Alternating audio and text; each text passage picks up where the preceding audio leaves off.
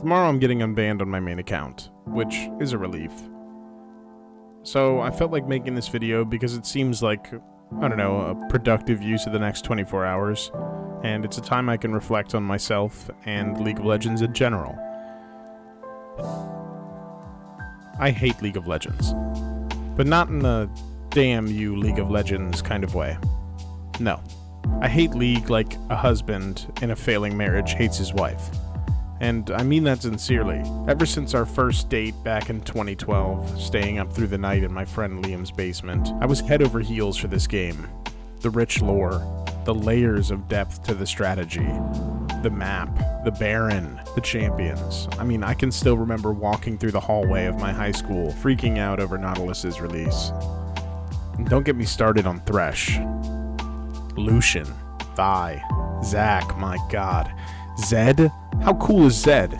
This game used to take every minute of my attention, and it used to inspire me. But now it doesn't. The saying goes, familiarity breeds contempt, and I've been far too familiar with League for far too long. Our decade-long marriage has made me hate everything about this once beautiful game. The gameplay patches are flawed makeup, the champions are broken promises.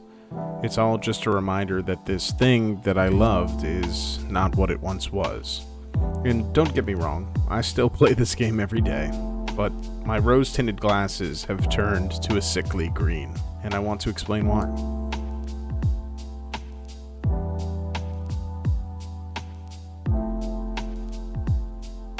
Kinda ironic, isn't it?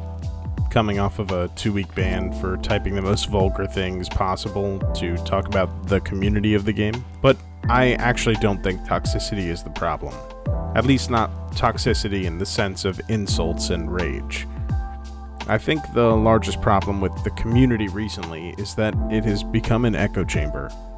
Every YouTube video, every one trick that discovers a new build, every Synapse clip, every goddamn time they add an AP ratio to a champion, the whole server wants to get on and do the same thing as everyone else.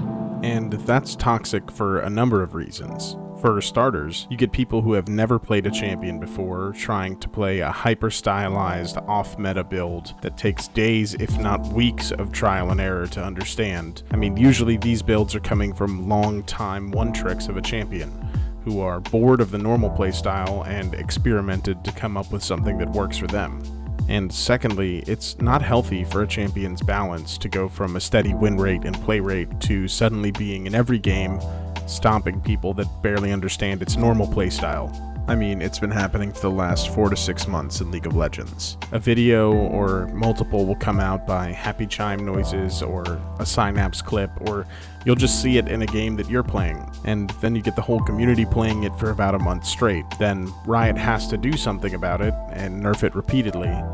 Fast forward 3 months and the champion is borderline unplayable, and on month 4 we see them get buffed without consideration for the previous issues. Someone finds a way to break it, and the cycle continues. And that sucks for people that play the champion regularly. It sucks for the people who have to play against it. And it sucks for the balance team to have to make such erratic changes all the time. And it especially sucks for me. Because yes, this video is also about me, and my opinion about the game, so I'm gonna stand by them. Because that's not what I used to love about this game. I used to be awestruck when a true one-trick would be in my games, demonstrating their knowledge of the champion, watching a master at work. Now it's just about looking up what's overtuned this week, locking it in, and going completely blind to anything else. I admit, it's selfish to try and police people's fun, but at the end of the day, it is a video game and people are going to prioritize their enjoyment over anyone else's. But you still have to be able to recognize when something's a problem, regardless of how happy it makes you. I needed to get that off my chest. I mentioned earlier in the video how excited I was for champions like Thresh, Lucian, Vi, and yes, even Zed to release. But I can't tell you the last time that I was excited for a new champion to come out. There just seems to be a big disconnect between what Riot thinks an ideal champion looks like and what the player base actually enjoys. I think a major culprit we can look at is the newest champion on the roster, Nilah. And while I don't think Nyla is the biggest offender in the category of overloaded champions, I do think she perfectly embodies this new thinking that Riot has implemented, which is just ruining the game in my opinion. You see, not only is Nyla lazily designed as a reskin of Samira, and if you don't think so, just look at the abilities. A melee ranged modified Q, protection on her W, a dash on the E, and a teamfight AoE ult. But she checks the most important box for an unhealthy champion design. She's just stronger than you for no reason at all. I don't know what's Riot's crazy obsession with passives nowadays, but it's just getting out of hand. Of the 8 champions released since the start of 2021, I can say in confidence that 5 of them are, excuse my language, batshit fucking crazy. These champions are just monsters with their kit alone, but then they have something extra that just nails the coffin closed. With Bel'Veth, it's this random ability to spawn lane minions. On Viego, you can wipe the entire team with ult resets and invulnerability, and on Akshan, you can revive your teammates. These are passive abilities. Keep in mind that a champion like Fizz still exists, whose passive is that he takes 4 less damage from every ability. And that's what made a Fizz player that much more impressive. I'm not saying I like playing against Fizz, but he can't revive people. I've also just lost interest in champions because they frankly make no sense anymore. Viego and Gwen have a relationship in lore that makes it understandable to see them released back to back, but why Vex? Why Nyla? Why Zeri? It feels like these champions were brewed up and served without any need, desire, or intent behind them, other than, here you go, here's something you have to ban now. In 2014, we got champions with such rigid design and thematic it could make you drool. Braum, Azir, even Bard. So easily distinguishable in their playstyle, their art, and the decisions behind their tools. And the moment you see something like Braum's shield, you knew what he was about.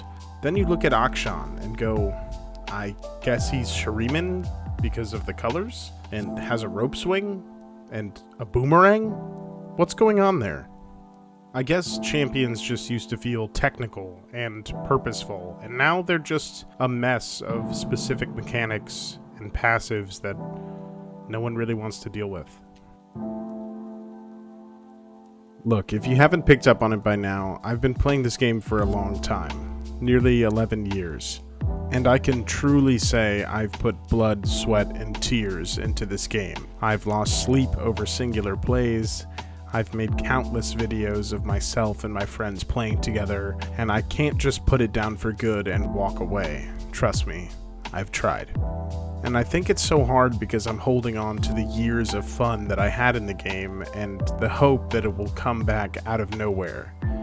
And I know how this is going to sound, but it's not coming back because people are just better at the game now, and so am I.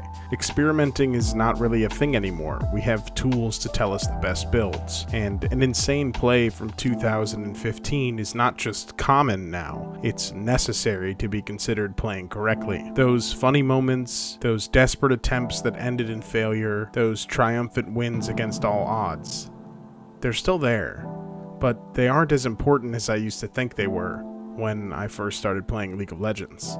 And I don't like to hold on to my past judgments of something when I know they're wrong, hence why I'm making this video, but there's something inside of me that wants League to just be what it was, to be who I once was when I started playing it. And it's tough to see that thing that you grew up with, that thing that's always been by your side, not grow along with you in the way that you wanted it to. I've matured and so has League, but in doing so we've grown apart. And no, I'm not going to quit the game. This isn't some long-winded message to say that I won't be coming back when my unban is up. During the time that I've been banned, I've been playing a lot of things that I used to love, and a lot of other games that are refreshing to me, like dating a new person. And I think tomorrow when I do get unbanned, I'll be playing some more of the picks that I've been reintroduced to, that inspire me once again. And obviously, yes, I will be keeping toxicity to a bare minimum, or at least to myself. And I know I said at the beginning of the video that I hate League of Legends, but that's not true. I love League of Legends. And that's why I feel so strongly about the things that have gone wrong with it. I want it to be that perfect thing I fell in love with in 2012, staying up all night in my friend's basement, playing like there's no tomorrow.